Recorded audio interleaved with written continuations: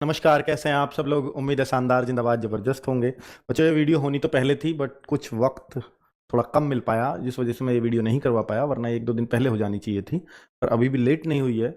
और आपको ये सबको मालूम चल चुका है कि एसएससी जीडी का एग्ज़ाम 4 फरवरी से होना है। अब आपके सामने एक बिल्कुल टारगेटेड डेट है, और चाहे एग्ज़ाम पोस्टपोन हो जाए पर प्रीपोन्ड कभी नहीं होता। तो आप ये एश्योर मान सकते हो कि अब आज से अगर लगाओगे तो आज से भी आपके पास 17 डेज आज के लगा कर बैठते हैं। पर 70 मत मानिए, कि बाद के 15 जनवरी से बाद के दिन कैसे जाएंगे आपके ऊपर से आपको खुद नहीं पता चलेगा। 15 जनवरी तक ही रियल स्टडी होगी आपकी। पर यहां से एक बात अच्छी हो गई है कि भाई साहब, ये जो अब दिसंबर का महीना है ना, इसमें आप पूरे फ्री माइंड तैयारी कर सकते हो। जो ये सोचते हो कि भाई मैं इसमें क्या कुछ नया भी पढ़ सकता हूं, तो जी बिल्कुल पढ़ सकते हो। और किस तरह से अपनी पढ़ाई में नयापन ला सकते हो, मेरी उस तरह की भी एक स्ट्रेटजी है। अगर आप इसको फॉलो करते हैं, जो हम टाइम टू टाइम लाते हैं एसएससी जीडी वाले बच्चों को, क्योंकि इन बच्चों को बहुत समझ नहीं होती, स्पेशली एसएससी जीडी वाले बच्चों को। वो बच्चे भी जो पुराने टॉपर रहे हैं, मैं कहूंगा कि जो पुराने कट ऑफ से बिल्कुल किनारे पर रहे हैं ना, वो पुराने टॉपर ही समझाऊंगा मैं उनको, क्योंकि वो उन सबसे ऊपर थे। क्योंकि जो आपसे ऊपर थे वो सब सेलेक्ट हो गए, और जो आपसे नीचे हैं वो अभी संघर्ष कर रहे हैं। तो आप उन सब में सबसे ऊपर हो, तो आप इस बैच के टॉपर होने चाहिए। तो उनको भी जरूरत होती है कि इस तरह की किसी डोज की। और बच्चों, अगर आप किसी एग्जाम में फाइनल मेरिट में बिल्कुल किनारे से रह जाते हो, और फिर वही एग्जाम में अगली बार फिर किनारे से रह जाते हो, तो इसके जिम्मेदार सिर्फ आप हो। आप ये सोचो कि 140 पे मेरिट गई, और मैं 139.5 थे, या मेरे 138 थे, या मेरे 139 थे, तो मैं बिल्कुल किनारे पे चूका। जो मुझसे होशियार थे वो सब जॉब पा गए। तो अब जो बचे हैं वो कौन है? या तो बिल्कुल नए बच्चे जो पहले एज में नहीं आ रहे थे, या फिर वो जो मुझसे नीचे थे सब। तो हमने क्या किया, हम अगर अगली भर्ती में भी किनारे पर रह जाते हैं, तो इसमें गलती किसकी होगी यार? हमने उन बच्चों को अपने से आगे निकलने दिया जो हमसे पीछे थे, या हमने उन बच्चों को आगे निकल दिया जो अभी तैयारी में जुटे हैं। तो इसका मतलब मेरी तैयारी में कहीं ना कहीं कमी रही है, क्योंकि मैं तो इस बार टॉपर होना चाहिए। और ये बात की है साबित शाहरुख खान ने।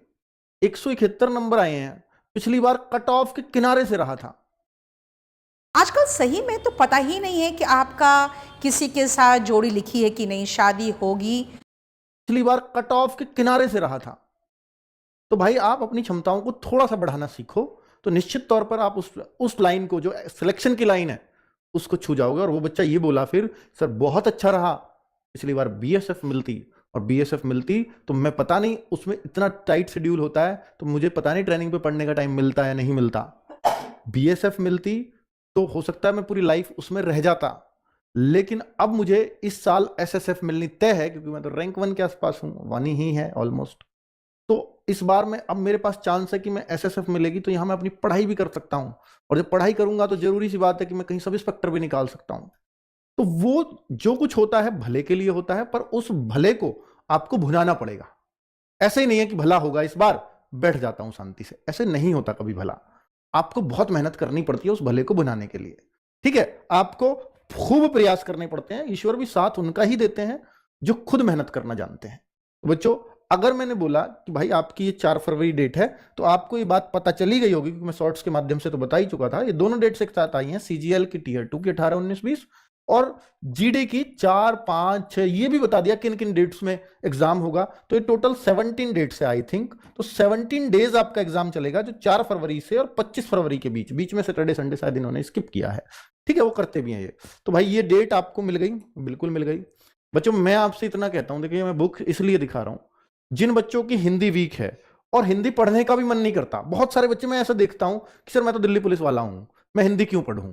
सर मैं तो 10+2 वाला हूं, मैं तो सीजीएल वाला हूं, मैं हिंदी क्यों पढ़ूं? भाई फिर दे क्यों रहे हो जीडी के एग्जाम को? मेरी तो यूपी पुलिस की तैयारी है सर। तो पर खैर वहां तो हिंदी पढ़ ही लोगे। तो भाई मैं आपसे कह रहा हूं कि अगर आपका वीडियो से भी मन नहीं कर रहा, या आप उतना क्रम में नहीं पढ़ पा रहे हो, तो आप इस बुक को रट डालो यार। इतनी पतली सी बुक बनाई है। ठीक है, हिंदी में सब कुछ इससे आएगा, ये मैं गारंटी से कह दूंगा, सब कुछ। बताओ, इतनी आसान एसएससी जीडी की हिंदी है। अब मैं आपसे ये बोलता हूं, भाई देखो बहुत टारगेटेड बुक बनाई है, मैं कहता हूं कि चलो मत पढ़ो जीएस, नहीं पढ़ पाओगे, छोड़ दो। पर ये 3 बुक इतनी काम की हैं। इस मैथ्स की बुक को 4-5 बार निकाल दो, पूरे 20 में से 20 कर आओगे। मत पढ़ो वीडियो, अगर आपको वीडियो देखने का नहीं है शौक तो। इस बुक को, रीजनिंग के को, अगर आप रीजनिंग में आज 15-16 आ रहे हैं, इसे 2 बार कर दो, आपके 19-20 हो जाएंगे। ये गारंटी से लिख के दे सकता हूं। और स्पीड बढ़ेगी वो अलग। करिए ना। आप देखिए बच्चे, जैसे इसमें पहला चैप्टर है, मान लीजिए कोई चैप्टर है, डायरेक्शन का चैप्टर है, इसमें डायरेक्शन, तो डायरेक्शन में आपको कहता है सर मुझे आता तो है, मैं क्यों करूं इसको। रीजनिंग में ज्यादातर ऐसा लगता है। अब आपने देखा डायरेक्शन में कितने क्वेश्चन है सर, 50 है इसके अंदर। तो आप ऐसे एक काम करिए, इन 50 को 45 मिनट्स में लगा के दिखा दीजिए। तो आपने क्या किया कि 45 मिनट दिए मात्र, और अपना एक चैप्टर कंप्लीट हो गया। और ऐसे बाकी चैप्टर्स पे भी लगा दीजिए।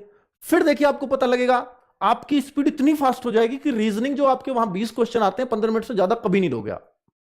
और यही तो चाहिए, 1 घंटे के पेपर में कुछ सब्जेक्ट ऐसे चाहिए कि जो बाकी बच्चों का टाइम लगाए और मेरा बिल्कुल ना खाएं। तो वो ये स्ट्रेटजी है, ठीक है। बुक में ही आप टाइम लगा दो, सबसे बेस्ट तरीका है। आप कहते हो सर मेरा मैथ्स तो खूब स्ट्रांग है, मैं बार बार पढ़े हुए क्वेश्चन को क्यों पढ़ूं। टाइम लगा दो आप चैप्टर में, आप में एक एक्साइटमेंट आ जाएगा उस चैप्टर को करने का। और फिर ये नहीं सोचोगे यार ये तो करा हुआ है, फिर तो कहोगे यार टाइम में करना है, टाइम में करना है। 15-12 चैप्टर हैं, एक एक घंटे का एक एक चैप्टर है, 15 घंटे में बुक हो रही है, और क्या चाहिए। सेम रीजनिंग में भाई 15 घंटे में बुक हो रही है रीजनिंग की, 2-3 बार निकाल दो सेम बुक, और जो नहीं हुए उनके सॉल्यूशन देख लो, ताकि अगली बार इसे बीच नहीं छोड़ूंगा जब दूसरी बार करूंगा।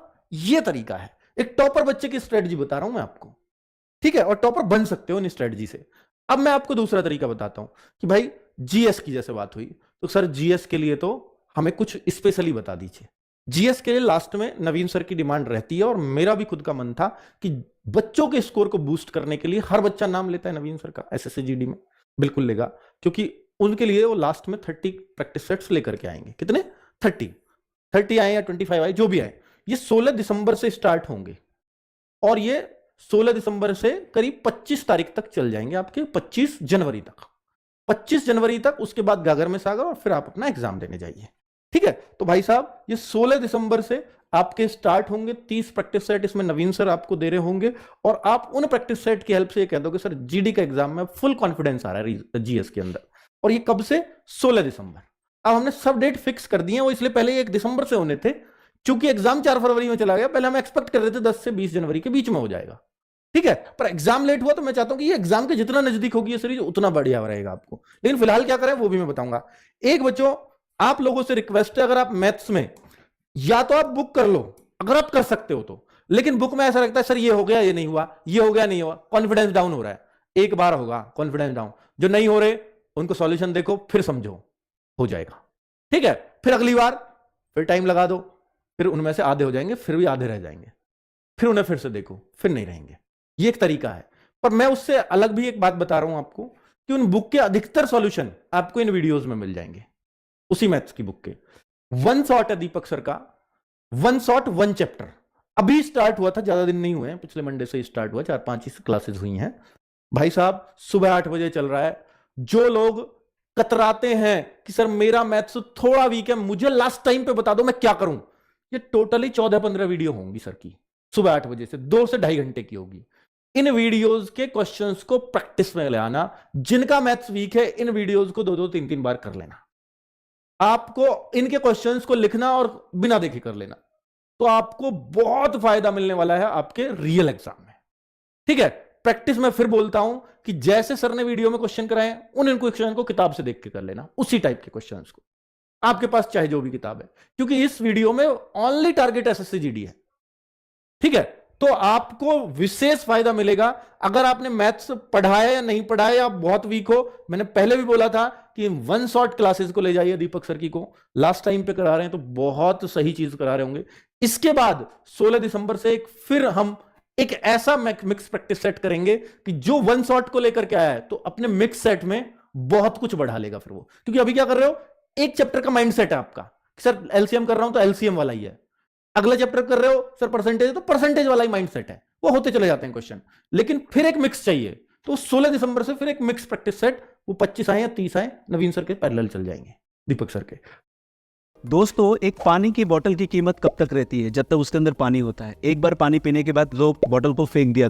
25 आए या 30 आए, नवीन सर के पैरेलल चल जाएंगे, दीपक सर के, ठीक है। चलो, अब ये जो है इतना नवीन सर का प्रैक्टिस सेट नहीं हो रहा, तब तक हम लोग क्या करें? तो ये जीएस के इन्होंने क्या किया है, अपने अजीत सर ने, इसका आप विशेष मतलब महत्व समझना। 20 तारीख से इनको नयापन दिया। वो क्या नयापन था, और वो बहुत अच्छी सोच थी। और इन सर की एक बहुत खास बात है कि एग्जाम ओरिएंटेड पढ़ाते हैं। तो मैं आपको एक बात बताऊं कि इन्होंने क्या किया कि जैसे आपका अपना पॉलिटी है, उसको 15 चैप्टर्स में बांट दिया। इकोनॉमिक्स है तो टोटल 15 चैप्टर्स में बांट दिया। आपका ज्योग्राफी है तो 15 चैप्टर्स में बांट दिया, पहाड़ पर्वत नदी एक चैप्टर ऐसा कुछ बना के, ठीक है। तो ये क्या करेंगे कि हर दिन उस चीज से मतलब ज्योग्राफी के 5 क्वेश्चन लाएंगे और उसी चैप्टर के लेकर के आएंगे और आपको कल के लिए बता देंगे भैया ये चैप्टर है, तो आप थोड़ा रिवाइज करिए या उन 5 क्वेश्चन के इर्द गिर्द ये पूरे चैप्टर को पढ़ा देंगे, तो आपका पूरा चैप्टर रिवाइज हो रहा है। तो हर दिन एक चैप्टर हर सब्जेक्ट का कवर होता चला जाएगा। 15 प्रैक्टिस सेट में पूरी रिवाइज हो जाएगी जीएस, ठीक है। ये करने वाले कर रहे हैं, 5 हो चुके हैं, 6ठा कल होगा, ठीक है बच्चों। तो ये आप कर सकते हो, बहुत हेल्पफुल रहेंगे ये।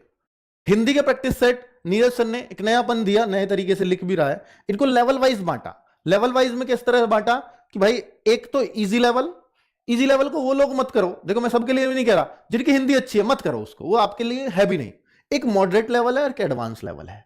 तो इस सर बता देते हैं कि आज का मॉडरेट लेवल है, तो जो अच्छे अच्छे क्वेश्चंस हैं वो एक सेट में रखेंगे, रेशो वही रखेंगे कि 2 पर्यायवाची है 1 विलोम शब्द है, उसी तरह का रेशो पूरा वो भी बनाएंगे और सारे प्रीवियस ईयर से बनाएंगे, किसी भी साल में आया हो। तो ये भी नहीं है कि भाई कोई अलग ही क्वेश्चन लेकर के आ रहे हैं, पर उनको लेवल वाइज बांट दिया।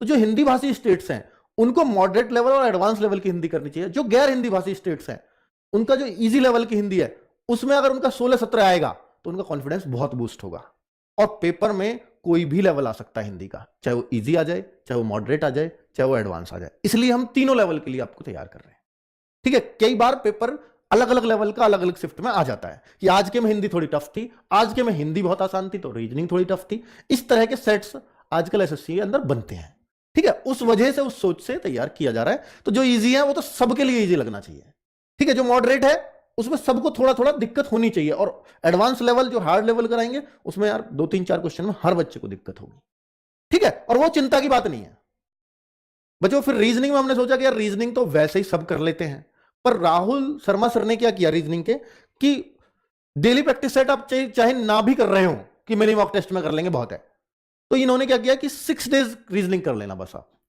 6 दिन रीजनिंग कर लेना अगर आप डेली प्रैक्टिस सेट में नहीं आ रहे हो तो इनको कैसे करें।